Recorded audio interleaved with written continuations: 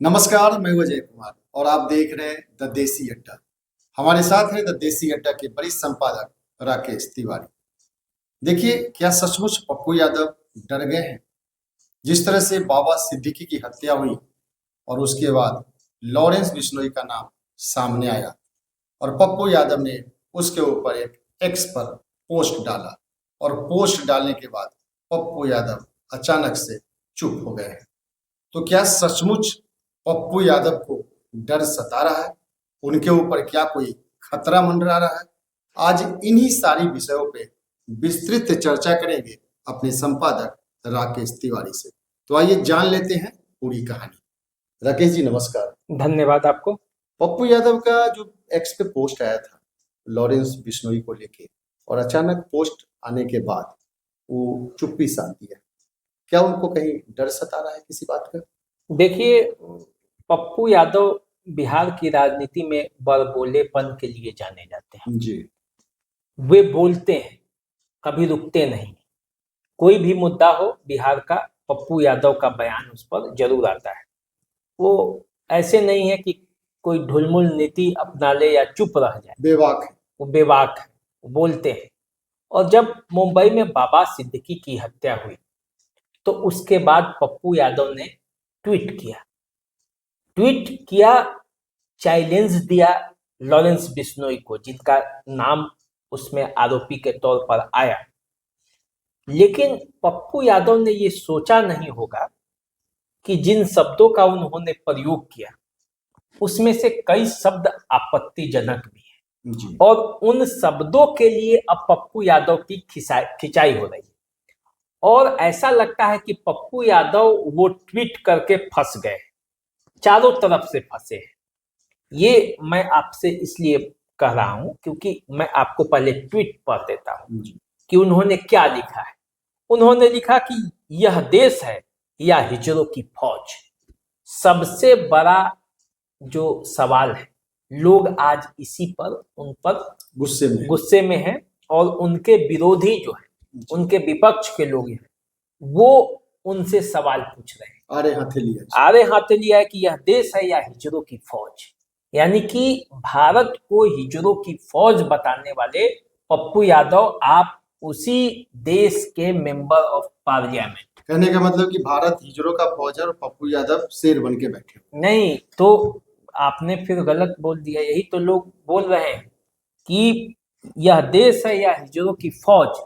यदि आप कह रहे हैं तो उसी देश के आप मेंबर ऑफ पार्लियामेंट हैं, तो आप उसी फौज के एक सिपाही हैं। तो आप भी हिजड़ा हो गए क्या? ये लोग उनसे सवाल पूछ रहा है। उन्होंने क्या लिखा पहले ये जान लीजिए। यह देश है या हिजड़ों की फौज, एक अपराधी जेल में बैठ चुनौती दे लोगों को मार रहा है, सब मूक दर्शक है। कभी मूसेवाला, कभी करनी सेना के मुखिया, अब एक उद्योगपति राजनेता को मरवा डाला। कानून अनुमति दे तो 24 घंटे में इस लॉरेंस बिश्नोई जैसे 2% के अपराधी के पूरे नेटवर्क को खत्म कर दूंगा। अब ये उन्होंने लिखा। लिखते समय उन्होंने एक सबसे पहले वाक्य में ही गलती किया, जिसको लेकर उन पर बार प्रतिवाद किया जा रहा है। दूसरा, उन्होंने लॉरेंस बिश्नोई को चैलेंज किया है। अब लोग उनसे सवाल दो तरह से कर रहे हैं। एक तो कह रहे थे कि यदि वो अपराधी है तो आप भी तो अपराधी नहीं कि जाके उसके नेटवर्क को खत्म कीजिएगा। कानून को अपना काम करना है। आपको बोलना था तो कानून पे बोल सकते थे, सरकार की खिंचाई कर सकते थे। अपने हाथ में कानून ले लेने की बात आपने कैसे किया? दूसरा कि पप्पू यादव की जो बैकग्राउंड है, जो बैक हिस्ट्री है, उसको लेकर सवाल लोग कर रहे हैं कि बिहार की राजनीति में पप्पू यादव किस तरह से उदय हुए। ये लोग सवाल पूछ रहे हैं कि जब आप राजनीति में प्रवेश कर रहे थे तब आपकी क्या छवि थी, आप कैसे लोग, आप कैसे थे, आप पर कितने हत्या के आरोप लगे, आप पर कितने ये हुए। तो आप केवल लॉरेंस बिश्नोई पर बोल रहे हैं, आप दाऊद पर जब बात आती है तो नहीं बोलते हैं। आपने अपने वोटों को साधने के लिए लॉरेंस बिश्नोई पर हमला बोला है। ये अब उनसे उनके विरोधी सवाल पूछ रहे हैं। लेकिन अब सबसे बड़ा सवाल ये है कि जो लॉरेंस बिश्नोई ने ये कहा है कि सलमान के जितने भी करीबी होंगे उनको वे टारगेट पे हैं। अब यदि बाबा सिद्दीकी के पक्ष में पप्पू यादव बोले हैं, तो क्या पप्पू यादव भी लॉरेंस बिश्नोई के निशाने पर आ गए हैं बोलकर? क्योंकि ये तो वीडियो वायरल हो गया है, पूरे देश के लोग जान गए हैं। और ऐसा नहीं है, लॉरेंस बिश्नोई के गुर्गे बिहार में भी है, उसका स्लीपर सेल है। यही जो अंदर की खबर है, ये पप्पू यादव को बेचैन कर सकती है, क्योंकि पप्पू यादव रहे मस्त मौला आदमी। वो कभी घरों में बैठने वाले नहीं है। वो बाढ़ आता है तो बाढ़ के पानी में वो निकल पड़ते हैं। पटना में जब बाढ़ आया था तो लोगों ने देखा था कि किस तरह वो पानी में गर्दन गर्दन भर पानी में घुसकर वो लोगों में राहत बांटते हुए दिखे थे। उसी तरह पूर्णिया सहरसा में भी जब बाढ़ आता है उधर के कोसी के इलाके में, तो पप्पू यादव बाढ़ राहत पर निकल पड़ते, अभी भी निकलते हैं। सार्वजनिक कार्यक्रमों में भी वो शिरकत करते हैं और कोई बहुत बड़ी फौज उनके साथ पुलिस प्रशासन की नहीं रहती है। तो ऐसे में पप्पू यादव के लिए ये एक खतरे की बात है कि क्या इसे लॉरेंस बिश्नोई जो नेटवर्क है वो उनके बयान को यदि देखा और यदि उसने मन बना लिया तो क्या होगा, मुश्किल हो सकता है। या कोई उनका राजनीतिक प्रतिद्वंदी यदि लॉरेंस बिश्नोई के नाम का फायदा उठाकर उन पर हमला कर दिया, तब क्या होगा।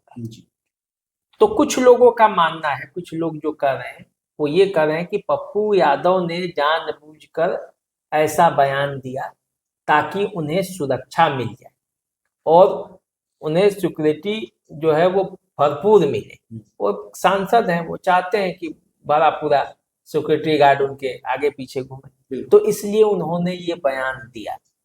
दूसरा पक्ष जो है वो ये भी कह रहा है कि पप्पू यादव को अब सुरक्षा दे देनी चाहिए, क्योंकि पप्पू यादव ने जो बयान दिया है उसको लेकर अब उन पर खतरा जो है वो मंडरा रहा है। तो अब कुल मिलाकर पप्पू यादव ने आ बैल मुझे मार वाली स्थिति में फंस गए हैं। पप्पू यादव बोले थे और एक सांसद का को बोलना भी चाहिए, विरोध करना लोकतंत्र में ये है। और खास करके यदि कोई आपराधिक नेटवर्क यदि कोई है और यदि कोई घटना घटती है तो उसके खिलाफ जरूर बोलना चाहिए। लेकिन जिस तरह उन्होंने देश के बारे में मर्यादाओं का ख्याल रखना चाहिए, बोल दिया, लिख दिया, तो उसके लिए इस देश में उबाल है। और उसके लिए जो इस खबर को पढ़ रहा है वो ये उनसे सवाल पूछ रहा है कि एक सांसद होने के नाते भी उनको इस तरह का आपा नहीं खोना चाहिए किसी भी मौके पर। और इसीलिए उनसे अब कई लोग माफी मांगने के लिए भी बोल रहे हैं। कई यूट्यूब पर काम करने वाले यूट्यूबर मनीष कश्यप भी हैं। मनीष कश्यप भी मांग किए हैं कि उन्होंने सवाल भी उठाया है, पप्पू यादव को कस के क्लास भी लगाई है। अपने वीडियो के माध्यम से उन्होंने कहा भी है कि पप्पू यादव ने जिस तरह से देश को गाली दिया है उसको माफी मांगना चाहिए और पप्पू यादव पर कार्रवाई भी होनी चाहिए। तो इस तरह से कई लोग जो हैं वो पप्पू यादव के जो विरोधी हैं वो उन पर टूट पड़े हैं और पप्पू यादव ने ये टूटने का मौका अपने भाषा के मर्यादा को ख्याल में नहीं करके ये दे दिया है। तो अब जो है लड़ाई इसी मामले पे फंसी है। दूसरा लॉरेंस बिश्नोई का है कि लॉरेंस बिश्नोई के खिलाफ यदि वो इस तरह से 2 टके का अपराधी कहे हैं और यदि उसने अपने मन पर ले लिया कि 2 टके की अपराधी जो यदि औकात दिखाने पर आ गया तो फिर क्या होगा।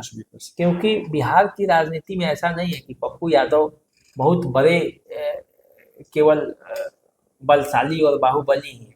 कई मौकों पर पप्पू यादव कमजोर भी हुए हैं, रोए भी हैं जब पुलिस ने इनकी पिटाई की थी धरना प्रदर्शन के दौरान, उस समय पप्पू यादव कूट कर रहे थे। पप्पू यादव के जब टिकट नहीं मिला था कांग्रेस का, उस समय रोए थे। तो राजीव प्रताप रूडी से पंगा लिए थे, वो जेल में भी गए थे। तो कई मौकों पर पप्पू यादव कमजोर भी साबित हुए और कई मौकों पर पप्पू यादव ने अपनी बाहुबल भी दिखाया है।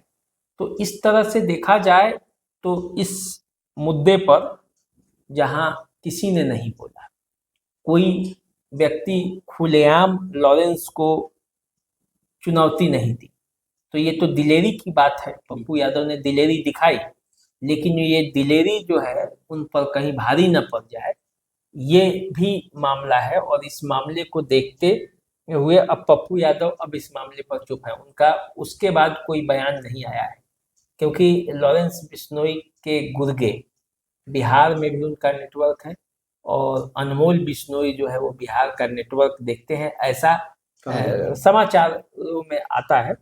तो इस तरह से बिहार से लेकर और पूरे देश में कई खबरें ऐसी चलती है कि 700 से अधिक गुर्गे पाल रखे हैं लॉरेंस बिश्नोई ने। सरकार के लिए भी चुनौती है और कई लोग सरकार पर उसको संरक्षण देने का आरोप भी लगाते हैं कि कनाडा से लेकर लॉरेंस बिश्नोई बिहार क्या कहे, देश नहीं विदेश में वो ऐसा काम कर नेटवर्क फैला रखा है। वहाँ की जो हत्याएं हो रही हैं उसमें लॉरेंस बिश्नोई का नाम आ रहा है।